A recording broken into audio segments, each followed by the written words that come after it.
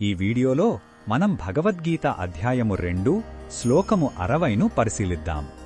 సాంఖ్యయోగంలో ఆత్మ నిగ్రహం యొక్క ప్రాముఖ్యతను శ్రీకృష్ణుడు అర్జునుడికి వివరిస్తున్నాడు.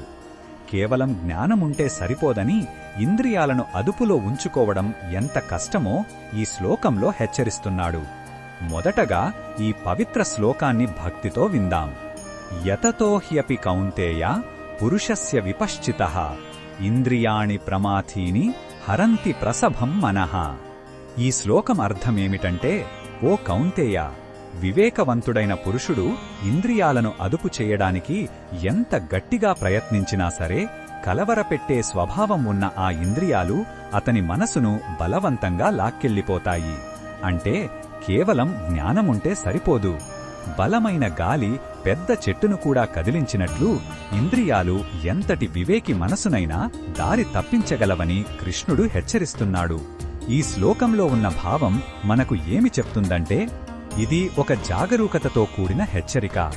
ఆధ్యాత్మిక మార్గంలో ఉన్నవారు నాకేం కాదు, నాకు అంతా తెలుసు అనే భావనతో ఉండకూడదు. ఇంద్రియాల శక్తిని ఎప్పుడూ తక్కువ అంచనా వేయవద్దని నిరంతరం అప్రమత్తంగా ఉండాలని ఈ శ్లోకం గుర్తుచేస్తుంది. వినయం, నిరంతర సాధన యొక్క ఆవశ్యకతను నొక్కి చెబుతుంది. ఈ బోధనను మన దైనందిన జీవితంలో ఎలా ఉపయోగించుకోవచ్చంటే, మనం ఆహార నియమం పాటిస్తున్నప్పుడు రుచికరమైన వంటకం మన మనసును సులభంగా లాగేస్తుంది.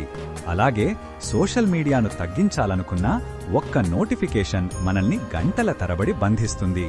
కాబట్టి కేవలం సంకల్ప బలంపైనే కాకుండా ప్రలోభాలకు దూరంగా ఉండే వాతావరణాన్ని కూడా మనం సృష్టించుకోవాలి.